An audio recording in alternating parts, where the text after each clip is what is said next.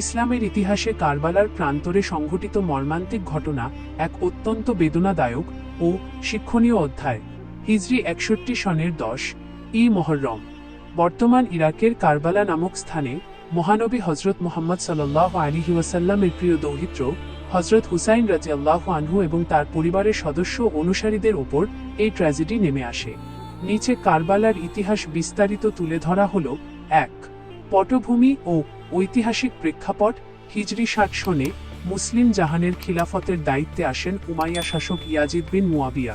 তৎকালীন ইসলামী শরীয়তের মূলনীতি ও খেলাফত প্রথার বিপরীতে উত্তরাধিকার সূত্রে শাসন ক্ষমতা দখল করার বিষয়টি হযরত হুসাইন রাদিয়াল্লাহু আনহু সহ বিশিষ্ট সাহাবীগণ ও ইসলামের অনেক শীর্ষস্থানীয় ব্যক্তি গ্রহণ করতে পারেননি। কুফার জনগণ ইয়াজিদের শাসন অস্বীকার করে হযরত হুসাইন রাদিয়াল্লাহু আনহুর কাছে চিঠি পাঠিয়ে তাঁকে কুফায় গিয়ে নেতৃত্ব গ্রহণ করার আহ্বান জানান। জনগণের এই আহ্বানে সাড়া দিয়ে হযরত হুসাইন রাদিয়াল্লাহু আনহু মদিনা থেকে কুফার উদ্দেশ্যে রওনা হন। ২.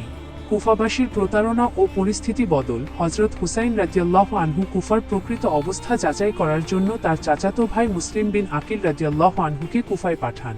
কুফাবাসী প্রথমে তাকে ব্যাপক সমর্থন জানালেও পরবর্তীতে উমাইয়া গভর্নর উবাইদুল্লাহ বিন জিয়ারতের ভয় ও প্রলোভনে পড়ে তারা অবস্থান পরিবর্তন করে।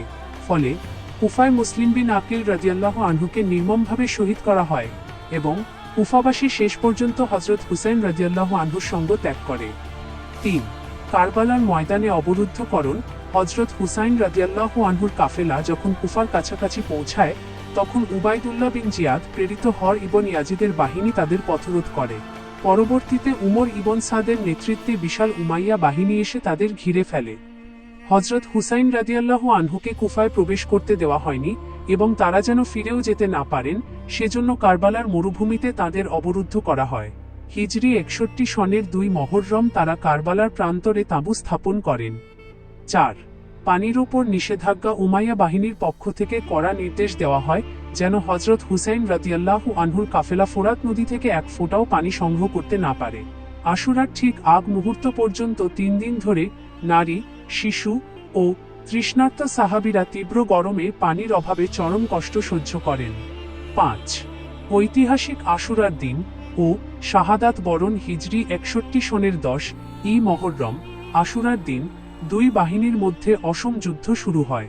সংখ্যায় অত্যন্ত অল্প হওয়া সত্ত্বেও হযরত হুসাইন রাদিয়াল্লাহু আনহু ও তার বীর সঙ্গীরা অসীম সাহসিকতার সাথে লড়াই করেন। হযরত হুসাইন রাদিয়াল্লাহু আনহুর পরিবারের তরুণ সদস্য, ভাই ও অনুসারীরা একে একে বীরের মতো লড়াই করে শহীদ হন। মহানবী হযরত মুহাম্মদ সাল্লাল্লাহু আলাইহি ওয়াসাল্লামের পরিবারের একে একে সবাই শাহাদাত বরণ করেন। দিনের শেষ ভাগে হযরত হুসাইন রাদিয়াল্লাহু আনহুকেও অত্যন্ত নির্মমভাবে শহীদ করা হয়। এই যুদ্ধে হযরত হুসাইন রাদিয়াল্লাহু আনহুর পরিবারের নারী ও শিশুরা জীবিত বন্দী হন এবং পরবর্তীতে তাদের সিরিয়ায় বন্দী অবস্থায় নিয়ে যাওয়া হয়। একমাত্র হযরত হুসাইন রাদিয়াল্লাহু আনহুর অসুস্থ পুত্র হযরত জয়নুল আবেদিন আলী আসগার বা আলী আল আওসাদ অসুস্থতার কারণে যুদ্ধ করতে পারেননি, বিধায় বেঁচে যান, যার মাধ্যমে মহানবী হযরত মুহাম্মদ সাল্লাল্লাহু আলাইহি ওয়াসাল্লাম এর পবিত্র বংশধারা অব্যাহত থাকে। কারবালার ঘটনার শিক্ষা। কারবালার ঘটনা কেবল একটি রক্তক্ষয়ী সংঘাত নয়, এটি অন্যায়ের বিরুদ্ধে আপোষহীন সংগ্রামের এক শাশ্বত প্রতীক।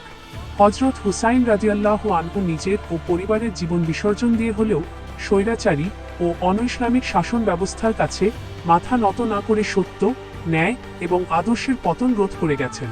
প্রতি বছর মুহররম মাসে এই স্মৃতি মুসলমানদের মনে আত্মত্যাগ, ধৈর্য এবং ন্যায়ের পথে অবিচল থাকার শিক্ষা জাগিয়ে তোলে।